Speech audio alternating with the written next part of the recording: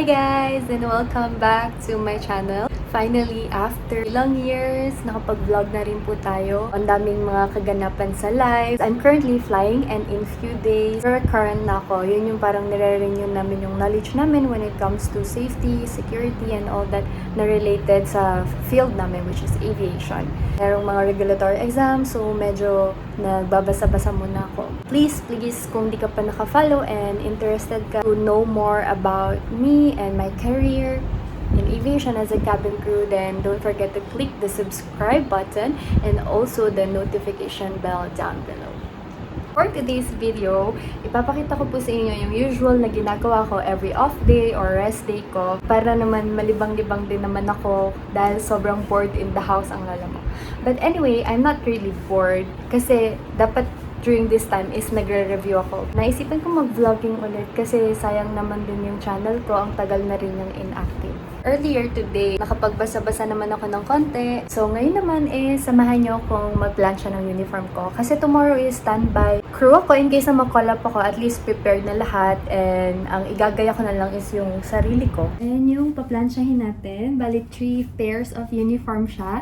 Kasi normally is 3 days flying ako and 3 days off. Or off rest. Or rest off. So, tara, plansyahin na natin to. Unahin natin itong coat. Gamitin ko itong steam iron para ma-straighten yung mga gusot sa aking uniform. Sobrang convenient yung for me kasi lagi akong nakakasunog ng damit pag yung traditional na plancha yung ginagamit. So ito is iwas sunog talaga. To mark safe ang aking uniform.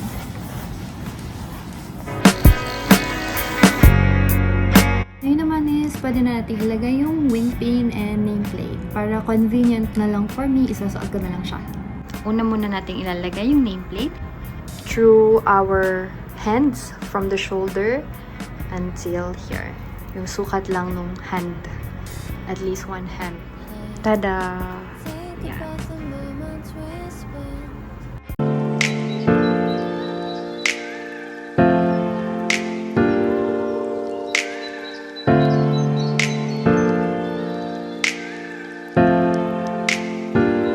Gusto ko lang pala i-share sa inyo.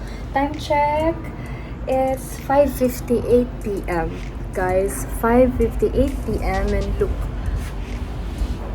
may araw pa rin dito sa Malaysia. Anyway, I'm a cabin crew based here in Malaysia pala. Hanggang ngayon, 1 year na ako dito. Ka-adjust pa rin yung katawan ko kung paano ba matutulog ng maaga. Kasi dumidilim dito around 7 p.m. na. Kaya ang haba ng araw. During this time sa Pinas, madilim na eh. Kaya, ang dami-dami kong nagagawa kung hindi ako nagpa-procrastinate. Mamaya guys, samahan niyo ako. Pupunta tayo sa baba. Meron dong mga kainan and meron talaga akong isang putahe na binabalik-balikan doon. Malay restaurant siya pero meron silang isang ino-offer na gustong-gusto ko talaga. And isasama ko kayo mamaya. Doon tayo magdi-dinner.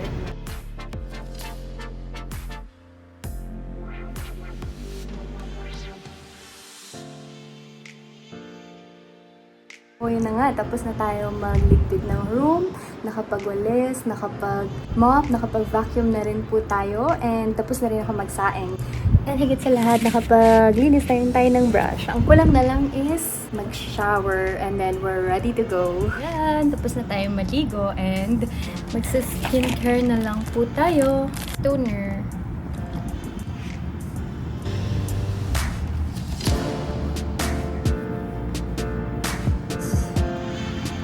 Moisturizer.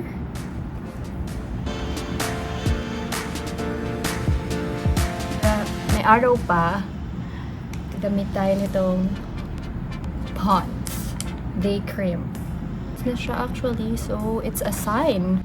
It's a sign na kailangan ko nang umuwi. Charot. Feeling ko hiyang ako kasi ang ganda ng outcome niya sa skin ko, especially sa facial skin. Sabi nila kahit gabi raw, as long as lalabas ka is mag-sunscreen ka pa din.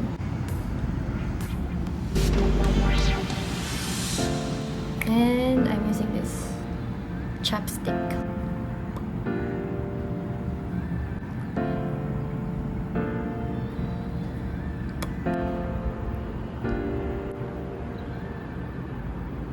gagamitin ko itong tote bag. Binili ko ito sa Vietnam. Magdadala tayo ng wallet, phone, and of course, keys. So, tara!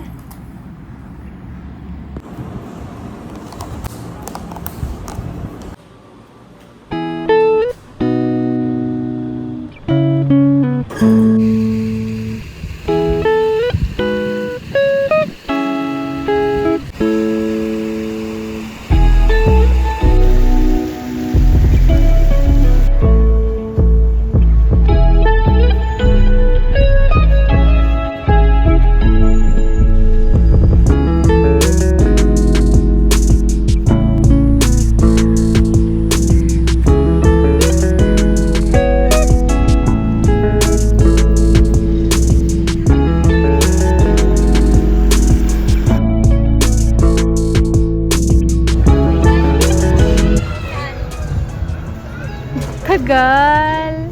Next ka, di ba? Heart Evangelista. So, hi guys! Nandito na tayo sa restaurant. Oh my God, wala akong friend na si Heart Evangelista. Daddy, wala akong make-up. No, it's Kahit not walang makeup. Batang-bata. 18 lang yan. Ano bang gusto mong tawag sa'yo? Mamu?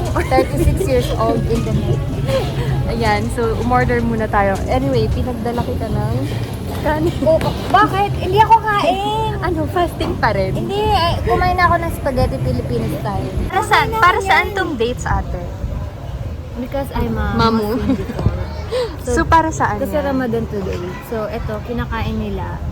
Kasi nga maraming nutrients yung dates. Siyempre, kung before the sunrise, ito yung kinakain nila. Ito yung dapat mong kainin. Before the sunrise and after the fasting? After fasting, hindi naman. Or before the sunset? After fasting, pwede din. Ah, Very much kasi. Kailan mag-start ang kasi Gusto ko, ma'am, hindi ba po kaming kanin? Ganito po ang buhay OFW. Lahat ng pwedeng itipid, ikakatipid, hindi. ipupush. Kadalasan kasi, Ganito rin naman ako eh. Minsan buhaghag tubig. yung kanin. Oo.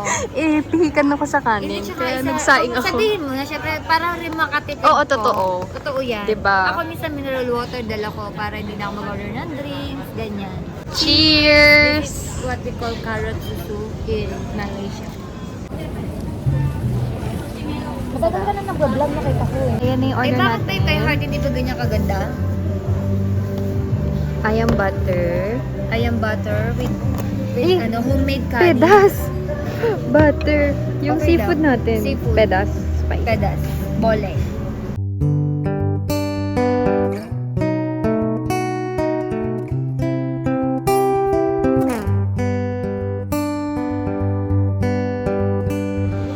During the break the fast sabi ko. Kumain din ako nung breaking the fast na. So, nag-isang shot pa kami ng susu. Ikaw na magsalit. We call it susu. Yung sa akin na lang matira.